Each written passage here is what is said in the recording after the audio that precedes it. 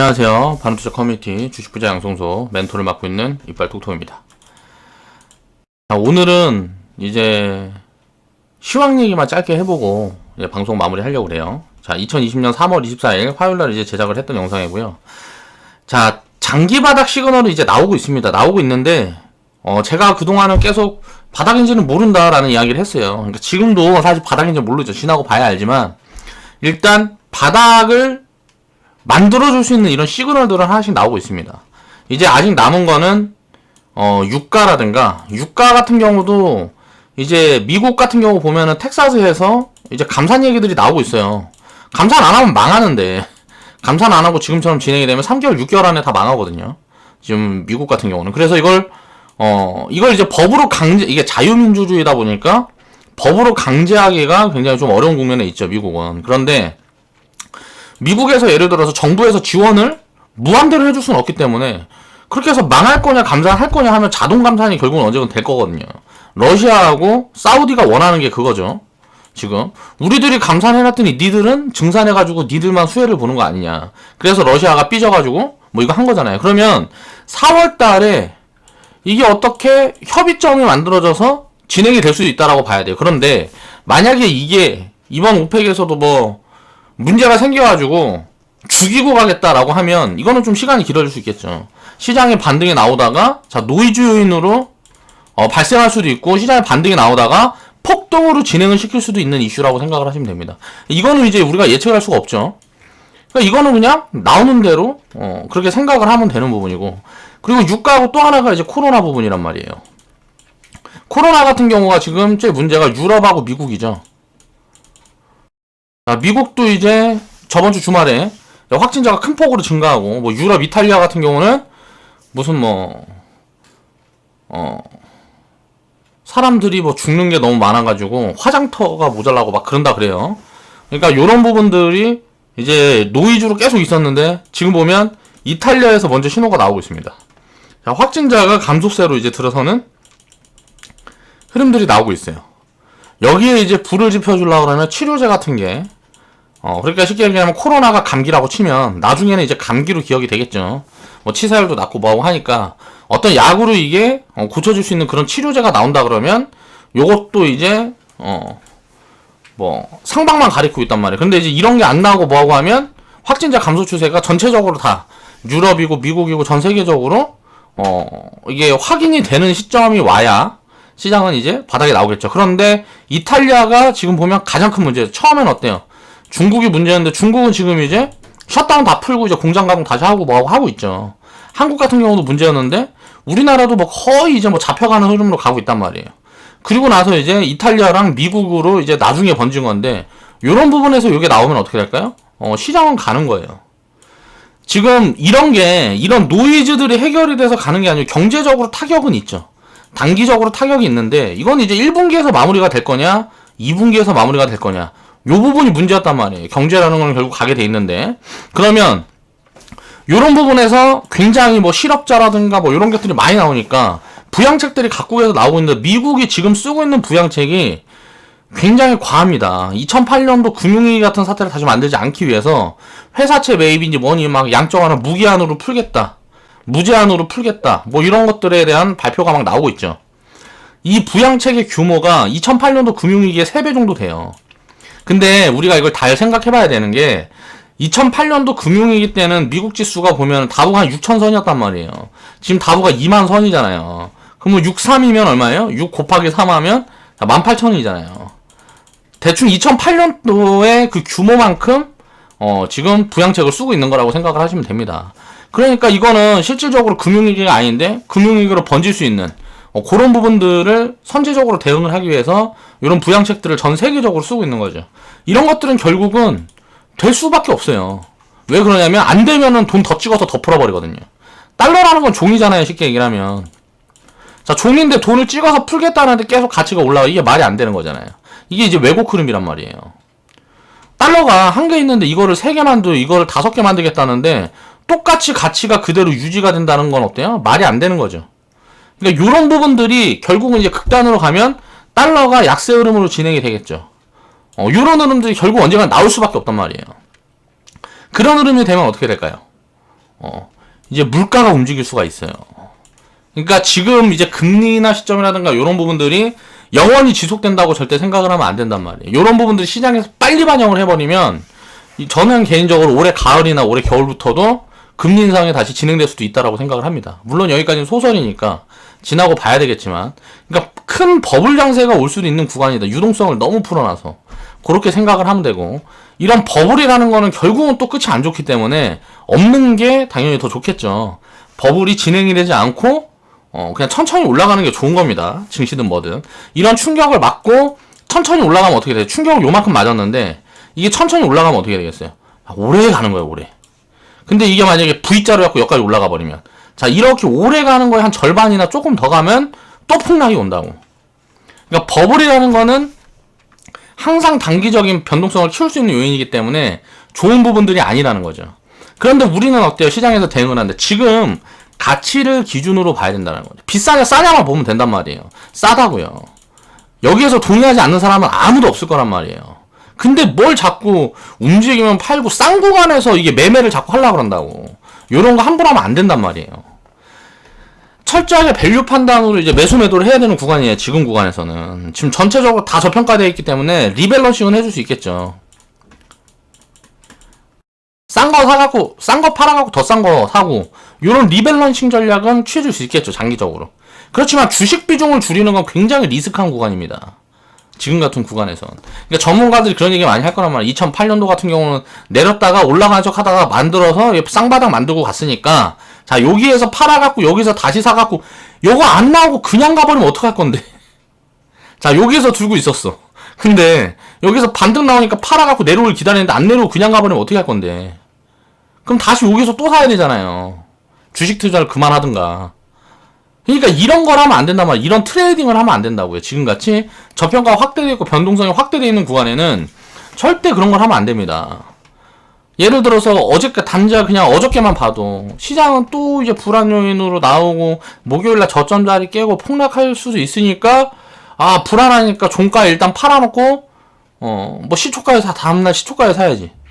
오늘 갭으로 뛰어갖고 예를 들어서 움직여버리면 요런 부분에서 이 타이밍 놀이를 맞출 수가 없는 거예요. 그러니까 이런 부분들 때문에 지금 아무것도 하지 말라 그러는 거란 말이에요. 바닥의 흐름을, 자, 바닥이 나온다 그래도 바닥 이후에 요 정도 갔다가 요 정도 눌리고 어떻게 될 것, 이런 것들을 예측하면 안 되는 거 아닙니다. 여기에서 엇박자 타버리면 정말 좋은 상승 파동을 다 놓칠 수가 있어요. 자, 그 부분을 생각을 해야 된다는 거죠. 이제 미국하고 유럽하고 나머지 국가에서 확인만 해주면 이제 바닥은 나와요. 그러니까 이게 시그널은 만들어주고 있는데 이게 완벽한 100%짜리 시그널이다라는 거는 세상에 없으니까. 그런데 보면 어때요? 자, 이탈리아가 누적 사망 확진 증가폭이 이틀째 감소세로 들어섰다. 그러면 이제 확진자는 늘어나죠. 확진자는 늘어나는데 이게 늘어나는 폭이 이렇게 줄어들고 있는 거잖아요. 그러다 이제 멈추다 이게 꺾이는 시점이 되면 어떻게 돼요? 이건 이미 이때는 증시는 다 회복되어 있단 말이에요. 이게 감소되는 흐름이, 확진자가 늘어나는 그 폭이 감소되는 흐름이 나오면 증시는 바닥 시그널이라고 보는 게 맞다고 생각해요, 저는. 경기 부양책이고 무슨 금리 인하고 시장에서 그런 걸 막 내놔도 하나도 먹히질 않으니까 계속 더 센 걸 내놓죠. 그거는 잡힐 때까지 계속 센 걸 내놓을 수밖에 없어요. 그럼 어느 순간 이제 바닥이라는 게 잡혀버리면 시장은 움직이는 거예요. 근데 상승을 할 때 이 상승을 어떻게 할 거냐, 여기 갔다가 눌렸다 갈 거냐, 그냥 여기에서 이렇게 횡보하고 갈 거냐, 그냥 이렇게 뻗어버릴 거냐, 이거를 예측하려고 그러는 사람들은 뭐예요? 이건 말이 안 되는 거지. 알 수 없는 걸 자꾸 내가 알 수 있다라고 생각을 하는 거잖아요. 이런 걸 하면 안 된다는, 지금 제일 경계해야 될 게 이런 부분들이다.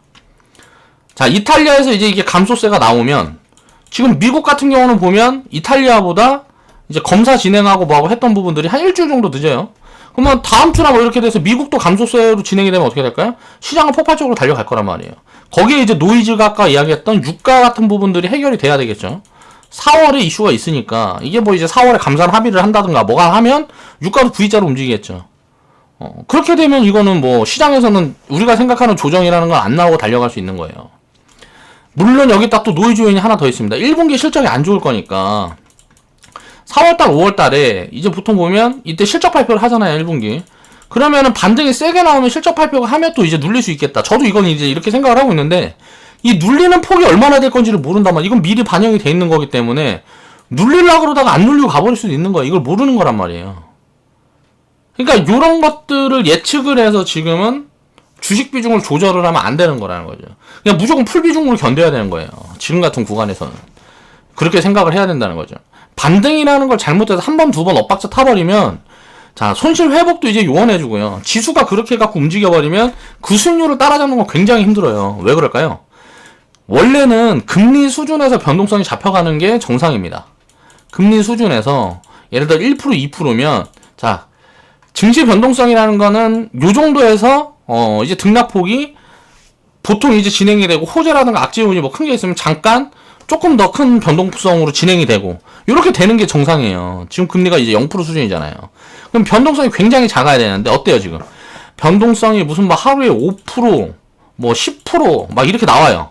하락도 상승도 막 이렇게 나온단 말이에요. 근데 상승의 이 변동성을 5%, 10% 상방 변동성을 몇 번 놓쳐버리면 어떻게 되겠냐고. 내가 주식을 들고 있다가 상방으로 이렇게 나오는 변동성을 몇 번 놓쳐버려. 근데 하락 조정이 계속 나오다가, 자, 처음에 10% 반등이 나왔다가 이제 조정이 막 한 5% 나옵니다. 그러나 또 10% 반등이 나와요. 예를 들어서 뭐 10% 가까운 뭐 반등이 나와요. 그러다가 갑자기 또 조정 들어오겠네. 그리고 여기서 팔았어. 조정이 뭐 1%, 2%밖에 안 나. 한 5% 빠지면 사야 되는데 여기서 올라가 버리면 어떻게 할 건데. 이런 거 몇 번 놓쳐버리면 어떻게 될까요? 이런 수익률은 1년, 2년에 만들어지는 수익률인데 며칠 만에 나와버린다고. 지금처럼 변동성이 클 때는. 그래서 이런 반등을 잘못해서 놓쳐버리면 이거는 이제 이런 걸 회복할 수 있는 길은 이제 요원해지는 거야. 한 10년, 20년 후에나 될라나? 그렇기 때문에 지금처럼 변동성이 커질 때는 대응을 하는 게 아니에요. 기다렸다 언제 대응을 해야 되느냐? 변동성이 이제 3% 미만으로 나오는 게 한 일주일 정도 확인이 되면 이때부터 이제 대응을 시작하면 돼요. 자, 섹터별로 전부 다 움직이지가 않는단 말이에요. 이럴 때는. 변동성이 약해졌다는 건 뭐냐면 오르는 것도 있고 내리는 것도 있고 그렇다는 거예요. 변동성이 커질 땐 뭐예요? 자, 95%가 자, 상장되어 있는 종목 중에 95%가 상방 아니면 하방인 거예요. 변동성이 커졌을 때는 그럼 이걸 어떻게 대응을 하냐고. 그냥 갖고 있어야지. 이게 무슨 뭐 7대3이라든가 뭐 6대4라든가 5대5 정도 됐을 때, 자, 변동성이 3% 미만에 있을 때 요럴 때 봐가지고 리밸런싱도 취해가는 거지. 이렇게 변동성이 심할 때는 리밸런싱도 하면 안 된단 말이에요. 그냥 매수만 하는 거예요. 매수만. 많이 빠지는 날 잡히면 내가 더 살 수 있으면 사고 기다리는 거예요. 계속. 그리고 변동성이 낮아졌을 때, 자, 주식 비중은 이제 유지를 해가면서 지금 이제 저평가 구간이니까. 그러니까 제가 가치 판단해보면 코스피 같은 경우는 지금 올해 적정 가치로 보면 올해 100조만 번다고 가정을 하면 그러면 한 대충 2000포인트 나오거든요. 근데 지금 포인트가 1500포인트야. 그럼 여기까지 올라가려면 이게 25%예요. 지수가 이게 요까지만 올라가려고 해도 이게 25%잖아. 그러면 이거는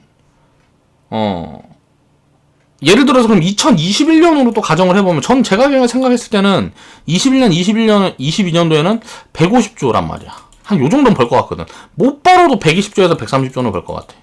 그러면 예를 들어서 뭐 금융위기가 뭐 진짜 뭐 큰 뭐 위기로 전 세계적으로 잠식해가지고 무슨 뭐 IMF가 다시 오고 이렇게 되지 않는다는 가정하에, 전쟁이 없다는 가정하에 그렇게 된다 그러면 이거는 지금 너무 싸거든요. 그럼 함부로 대응했다가 여기서 엇박자 타버리면 골 때리는 상황이 되는 거. 이건 이제 완전히 많이 쌀 때 팔아갖고 많이 비쌀 때 사야 되면 이건 심리적으로 결정을 내리기가 더 힘들죠. 그러니까 절대 아무것도 하지 말라는 거예요. 뭐 반등 좀 들어왔다가 줄이고 내려오면 또 더 사고 막 이런 거 하지 말란 말이에요. 이런 거 하다가 엇박자 타갖고 자, 손실은 그대로 유지되고 지수는 다 회복돼 버리고 이런 경우도 되게 많거든요. 그리고 매매를 잘하는 사람들도 이런 변동성을 다 취해갈 수가 없습니다. 절대. 그래서 오히려 요럴 때 진짜 무슨 상위 뭐 한 0. 몇 프로 되는 그런 트레이더들 아니면 이제 매매를 하고 트레이딩을 해서 손해보는 경우들이 훨씬 많다는 거죠. 수익을 내더라도 그 수익도 그냥 갖고 있는 것보다 훨씬 작을 가능성이 높고 변동성이 잦아들 때까지 기다려야 된다.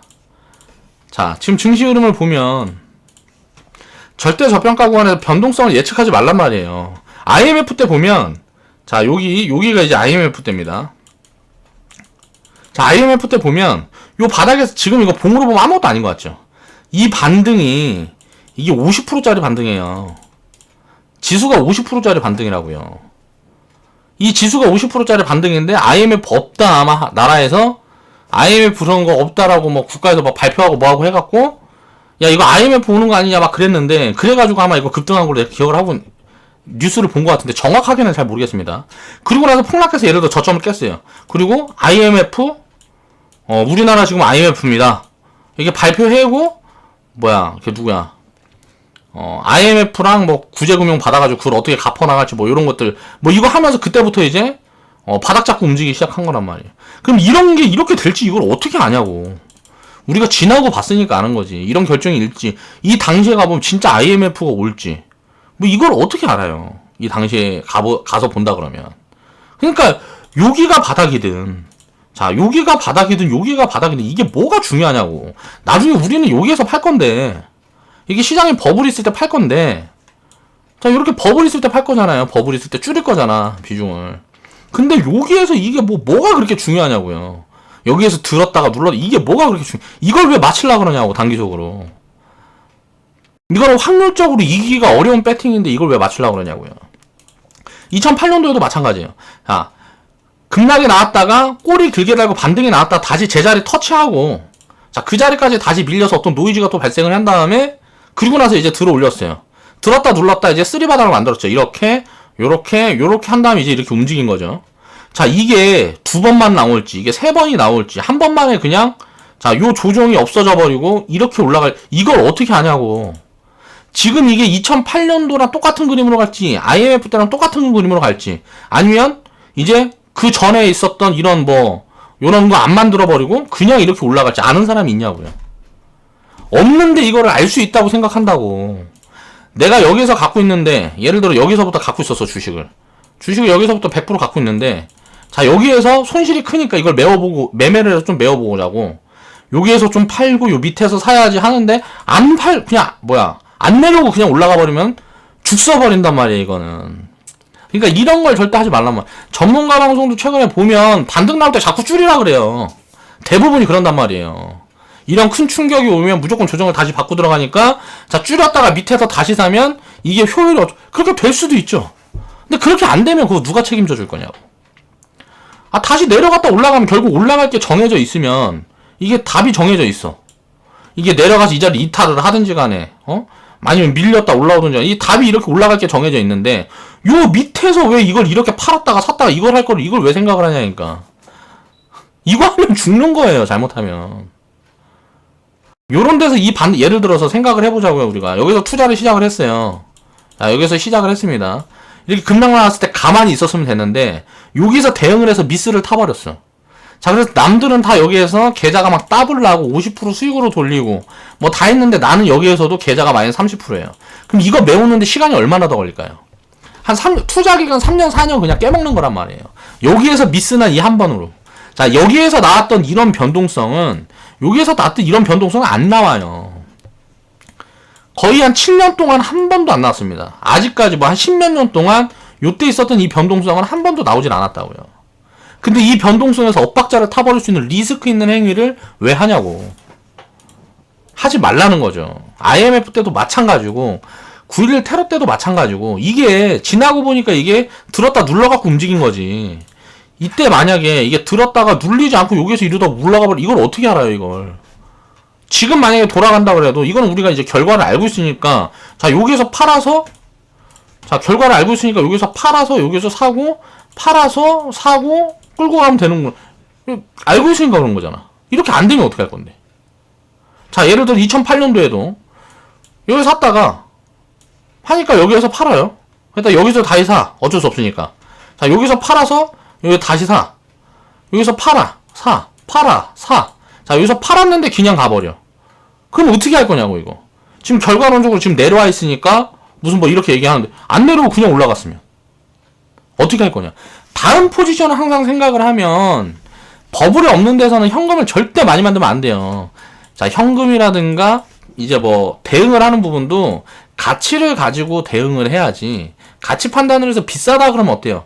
대응을 하면 많이 여기서 내가 현금을 갖고 있는 부분에서 많이 올라갔다 내려오더라도 제자리 밑에 근처까지는 올 가능성이 굉장히 높거든요. 버블이라 그러면. 근데 저평가 구간이라 그러면 이거는 한번 올라가 버리면 안 올 가능성이 높아요. 지금 자리는. 이거는 또 지수니까 그런데 종목별로는 더 그렇죠.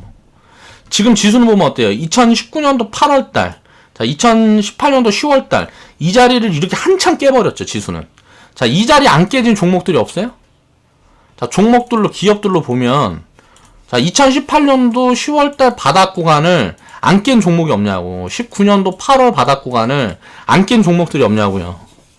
이 자리가 아직도 바닥인 기업들이 있잖아요. 이렇게 큰 충격이 나왔는데 이 자리를 하방 이탈을 안 한 이때 잡혔던 바닥 구간을 깨지 않은 기업들이 있단 말이에요. 이 변동성에 내가 예를 들어 어떻게 하겠다 이거를 뭐 예측을 해서 어떻게 한다라는 건 불가능하다는 걸 인정을 하고 이해를 해야 돼요. 근데 그거를 하는 과정이 굉장히 힘들어요. 그럴듯 하거든. 야, 이게 올라가면 좀 팔면 좀 팔고 싶은 사람들 많으니까 이게 내려오면 좀 사고 올라가면 팔고 내려오면 사고 막 이렇게 하면 될 것 같아. 대부분 다 그렇단 말이에요. 그쵸? 이런 생각, 이거 될 것 같다는 생각이 들잖아.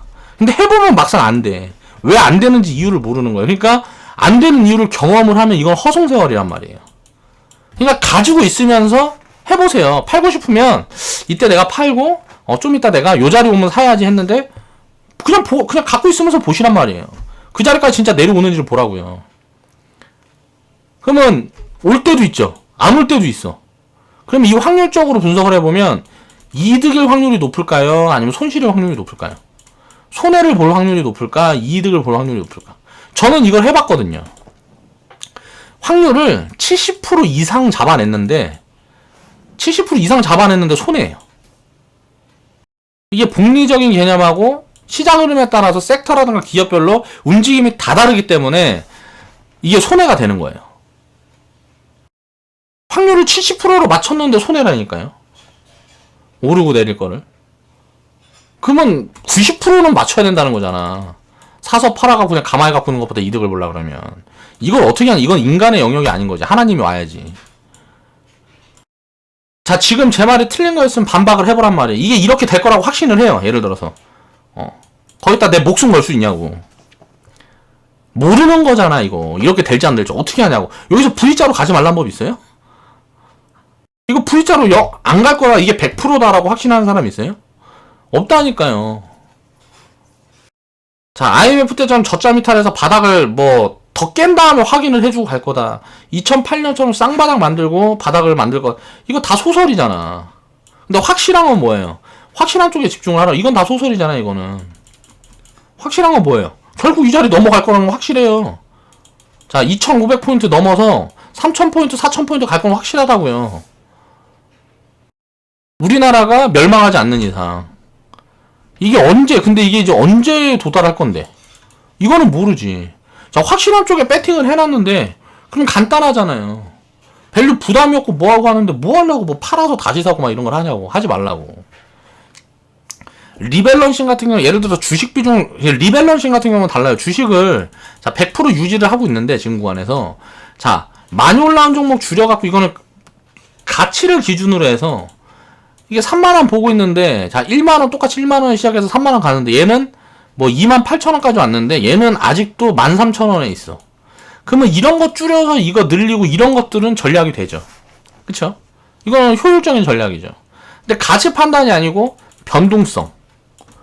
뭐 수급이라든가 이런저런 그림 맞추기 해갖고, 요 정도에서는 이제 저항이니까, 팔아가지고 밑에서 다시 사고, 뭐 팔아가지고, 이거는, 그러니까 가치를 기반으로 한 부분들이 아니기 때문에 확률적으로 이길 수가 없어요. 이거는 거의 이길 확률이 굉장히 높아요. 그러니까 리밸런싱 전략 말고는 대응을 해주면 안 된단 말이에요. 주식 비중을 늘렸다 줄였다는 하면 안 된다고요. 지금 같은 구간은. 변동성이 큰 구간에서는 이 변동성이라는 걸 놓쳐버리면 그거를 앞으로 5년, 10년 동안 메울 수가 없기 때문에 하면 안 된다는 거예요. 이 자리에서 예를 들어 1300포인트, 1200포인트, 1000포인트 간다 그래도 지수가 하면 안 된다고요. 그걸 이해를 해야 된다는 거지. 그러니까 상방으로 방향이 잡힐 건 확실해요. 역사적으로 그러지 않은 적이 한 번도 없으니까.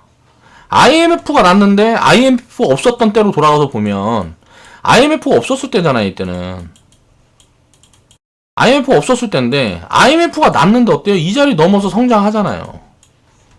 자, 2008년도 금융위기가 벌어져갖고 세계가 다 망한다 그랬는데 안 망하고 성장하잖아요. 자, 코로나로 인해서 막 뭐라 그래요? 독일에서는 인구의 3분의 1이 죽을 거다. 70%는 코로나에 감염될 거다. 막 한단 말이에요.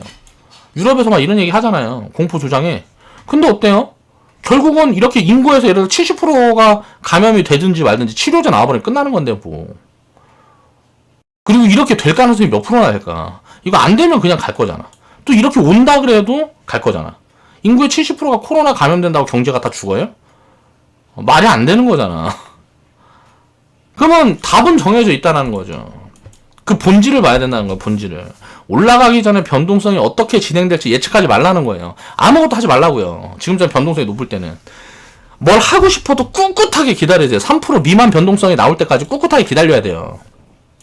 이거 아래로 변동성이 나올 때까지.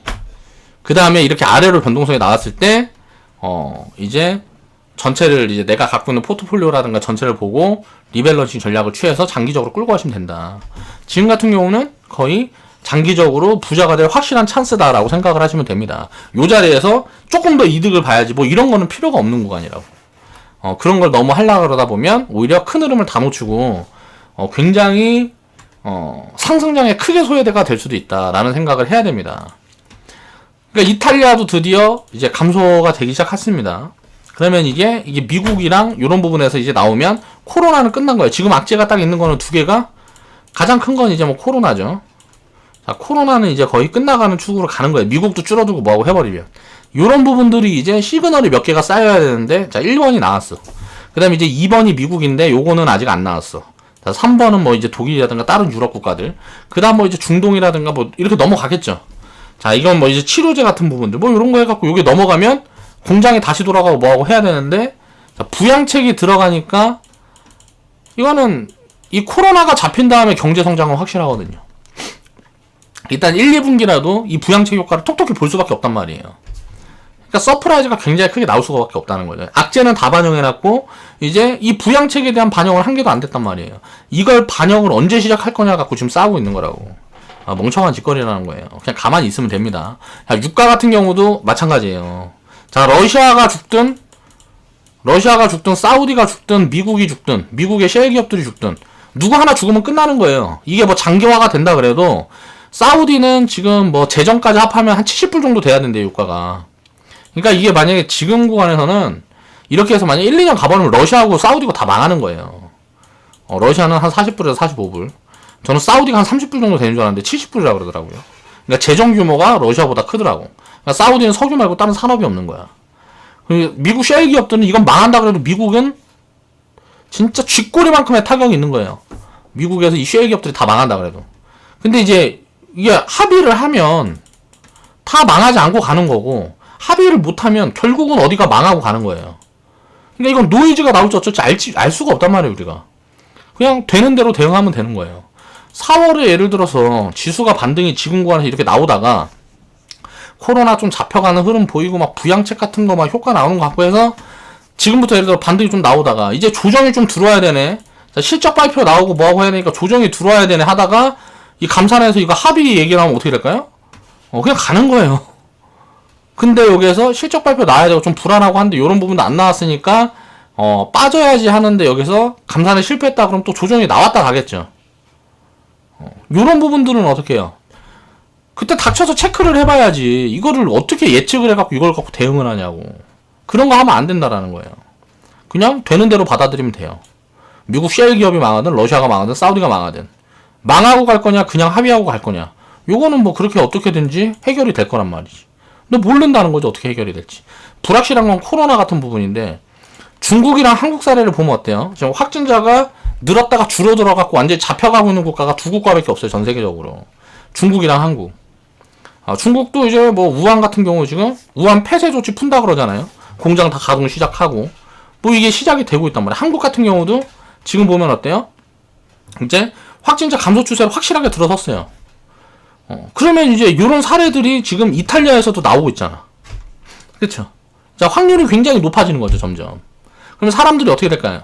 이탈리아에서 확진자가 다 감소가 이제 확인이 되고 뭐하고 막 이렇게 되면 어떻게 될까요? 다른 유럽 국가들도 야, 이탈리아 저거 보니까 결국은 이렇게 수그러드네.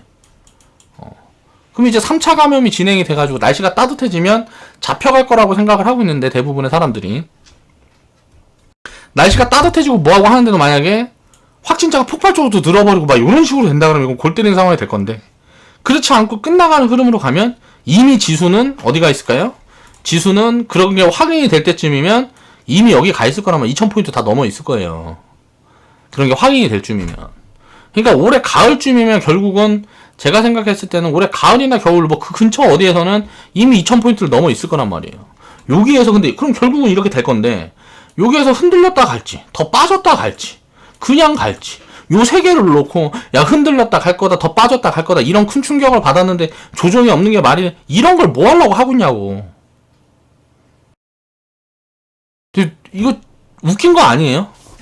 이 안에서 뭔가를 하려고 그러는 게 웃긴 거 아니냐고. 하지 마세요.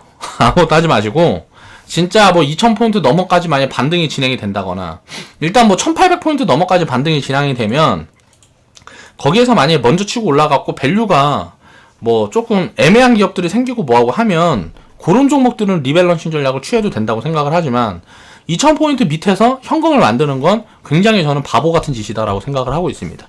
그러니까 그런 부분이 나중에 이제 회원분들 계좌에서 다 확인이 될 거고요. 자, 우리가 운영을 하는 방식을 딱 이해를 해야 돼요. 왜 그렇게 해야 되고, 대응을 해줘야 될 때와 대응을 하지 않고 견뎌야 될 때가 있는 겁니다. 왜 그래요? 주식은 투자기 때문에 그래요. 투기적인 발상으로 접근하면 안 돼요. 가치를 기반으로 접근을 해야 된다는 거죠. 이 부분을 절대 잊으면 안 된다. 자, 오늘은 그래서 장기 바닥에 대한 좀 확률이 높은 이런 시그널들이 보여지고 있습니다. 일단 가장 지금 전 세계적으로 확진자가 빨리 증가하고 리스크가 크다 여겨졌던 이탈리아 같은 경우가 이제 좀 감소 추세로 들어서는 흐름들이 보이고 있어요. 그러면 독일이고 영국이고 나머지 국가들도 이런 흐름으로 따라갈 가능성이 있겠죠. 자, 가장 중요한 거는 미국의 확진자가 감소되는 흐름이 진행이 되면 요거는 거의 확률이 굉장히 높아진다. 이때부터 출발할지 지금부터 출발할지를 알 수가 없는 거예요. 장기 바닥 시그널은 나왔는데 이 바닥이 지금 자리가 딱 바닥일지 발가락일지 발목일지 모르는 거라고. 그러니까 발목일지 발바닥일지 발가락일지가 뭐가 중요하냐고. 요런 흐름들이 확인이 되면 결국 시장은 갈 거라는 거를 생각을 하고, 너무 싸기 때문에 갈 수가 없는 거예요. 지금 주식 시장만큼 저평가된 자산이 없습니다. 전 세계적으로. 그러니까 그런 부분들을 믿고 우리는 투자를 계속 해나가면 되겠죠. 오늘 방송 마무리하겠습니다.